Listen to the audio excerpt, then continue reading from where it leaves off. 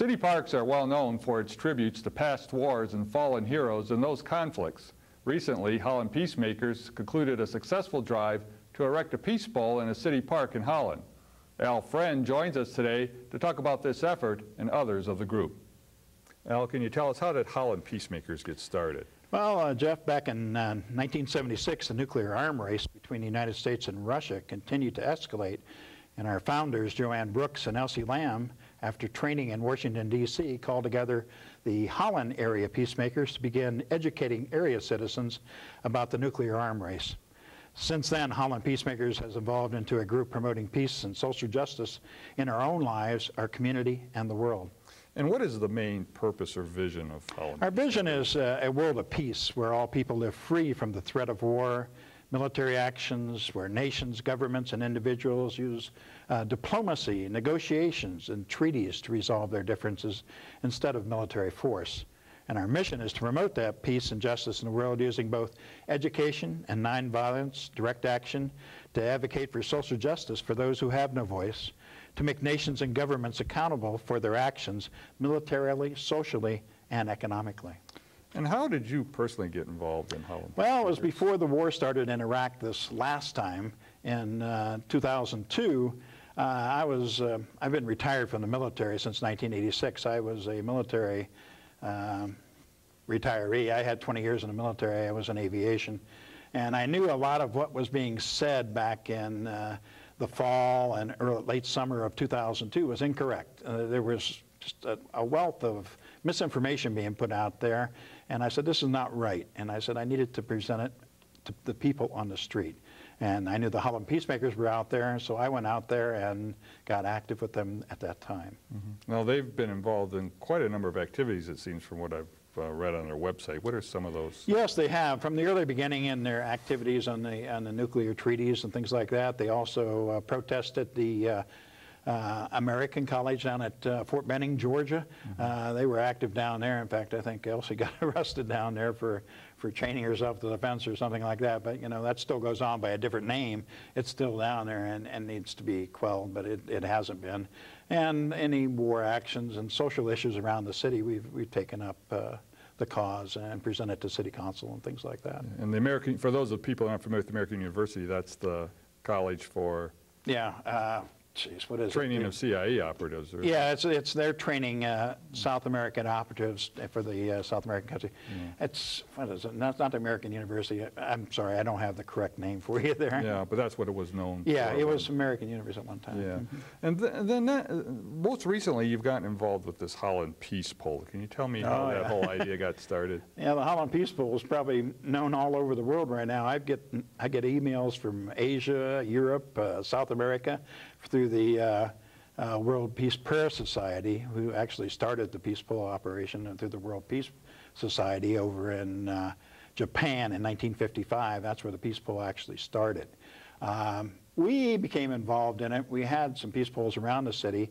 In 1986, we did install a peace pole in one of the parks in Smolenburg Park, which is our old peace pole that you see up here on the chart.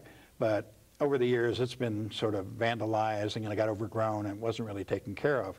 So we thought, when one of our members was a very fine person, John Den Herder, in his memory, 18 months ago, we said, we need a new peace pole, a more representative peace pole for the Holland community.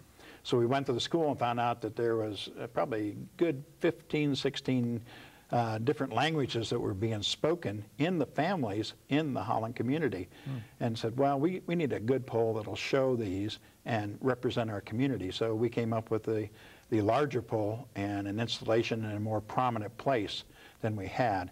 And the 16 languages represent the languages that are spoken in our community. Now, there was quite a bit of controversy on the way to getting this peace pole erected, and I guess one of the first was they wanted to change the location of it from what you originally proposed. It's been about 3 or 4 different locations and moved and moved. And why was that? Well, it started out in Centennial Park, which is the main park right across from City Hall. And it was approved by the Leisure and Cultural Commission, but one of the commissioners, a person named Carolyn Marquis, was not at that meeting. And she was kind of upset that they did approve it at that time for Centennial Park, which is a very quiet Victorian-type park, but it's in the historic district. So not only did we have to get their approval, we had to get the approval of the historic district. Well, I knew we were in trouble. The first thing we got into the historic district, there was Carolyn Marquis sitting in the corner, staring and tight-jawed. But the individual who she talked to earlier, I noticed, he got up on the board and he says, "People plus places equals politics. The peace poll is politics." I said, "No, it's not. It's a saying. It's a prayer. It's a wish. It's a hope. May peace prevail on earth. It has nothing to do with politics." Mm-hmm. Oh, no, no, no. So we hashed back and forth, back and forth. We went out and looked at it in the park, and they said, "Well, this wooden pole doesn't belong with all these trees. We can't have it. It has some plastic on it." But I pointed out all the other plastic, and they had about 3 boards there. They said, "Well, we'll take one for number 2, number 3. And I said, "Well, what if we bring it to the voters?" And they said it still has to come back to us. We have the say of what happens in the historic district. So we said, "No, we'll move it to another park." We move it to Collins Park. Well, then we had to go back and visit Miss Carolyn Marquis again. At that time, she had rallied her forces, and she said, "Well, the peace poll is code words. The peace prevail on earth is code words for hate America, hate the troops, don't support the troops, hate capitalism." I said, "What?" I said, it's exactly what it means. May peace prevail on earth. It means nothing else. And then she accused our group of being supporters of terrorists, and it just went downhill from then. We actually went to city council the next week and asked for her resignation because of her calling us terrorists. Those are serious charges. You don't make those lightly as a city official anyway. Yeah. And they said, no, she's a pretty high-powered person in the city, and she made a letter of apology where she said she would not vote on the peace poll in future issues and would not speak against it. So we went back to the Leisure and Cultural Commission and came up with another location in Collins Park, and it got approved there at that time. Well, then it went back to City Council, and the City Council said, "No, we need a policy for monuments in the city. We don't have we get these gifts of monuments, we got to have a policy." Mm-hmm. So we went on another 6 months hiatus while they figure out, with about $30,000 of lawyer fees, to come up with a policy for the city. Well, we fit in that policy. But they said, "Oh, well, you got to go back to the Leisure and Cultural Commission and get approved." I said, "No problem, I got back there before." So we went back there, and again, Carolyn Marquis, who said in her letter of, it's actually up here, it says, she would not vote or anything, she voted. And I said, "Well, where's the integrity?" And, well, that went down the hill, but it didn't pass, but it didn't fail. It got a 2-2 vote. So it went off to City Council with no recommendation. We actually wanted to put it in Rosa Parks Green, a newly named park. Our old 19th Street Park was renamed for Rosa Parks, and which was a fitting place. We had a great location there, and you'll see it on the chart over here. Just a great location. But at the meantime, we refurbished the old pole. They said, "Well, we can't have 2 peace poles in Holland." I said, "Well, this one represents the people better." And they said, "No, no, no, no, no." And so they said, "Well, we don't want to put it in Rosa Parks. Let's just replace the one in Smolenburg Park." Well, there was a lot of gnashing of teeth over that one, still calling it the code words, and, it being a prayer, so then it doesn't separate church and state. And I said, "No, prayer, it means a wish, a hope. That's what may peace prevail on earth means." So we finally got into Smolenburg Park, and that's where we are today. Yeah. Now, who designed the pole?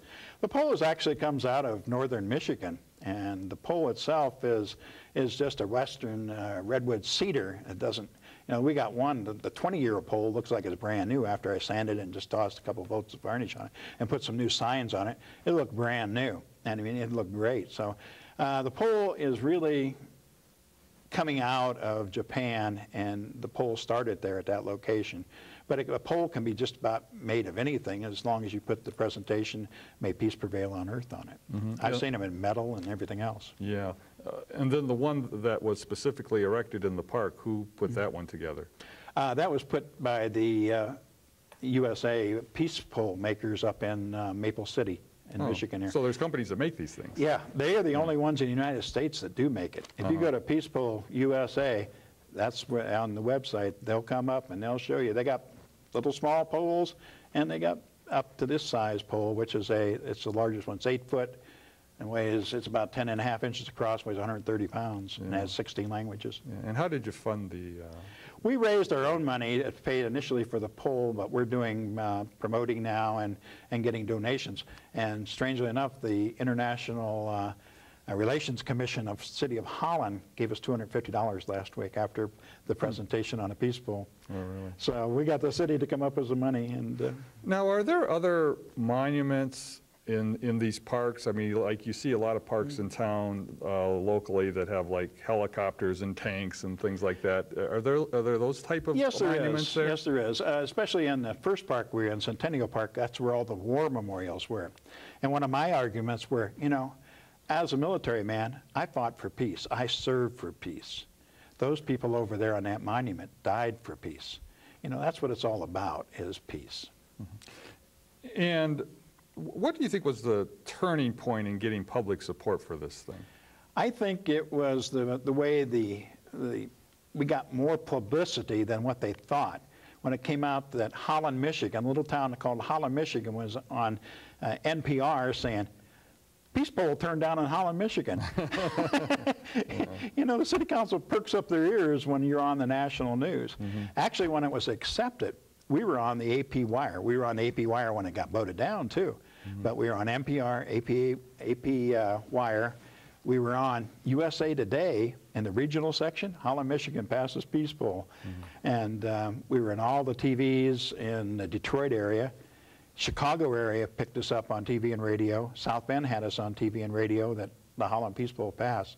So, and there was a lot of people, and I put it out on the web. So the city council was getting a lot of letters, and actually the peace pole, our peace pole, generated places like Riverton, New Jersey. They had the same issues that we did, but they followed our example. I talked to them for hours on the phone and gave them ideas and stuff.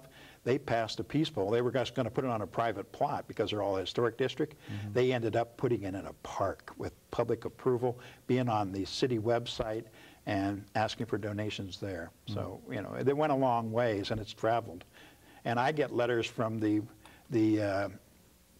director of the World Peace Prayer Society in New York, which is also serving the UN.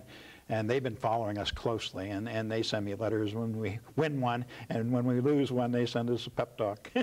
And there's a dedication that's coming up for it. Yes, there is. The 21st of September, which is a significant date because it's International Peace Day.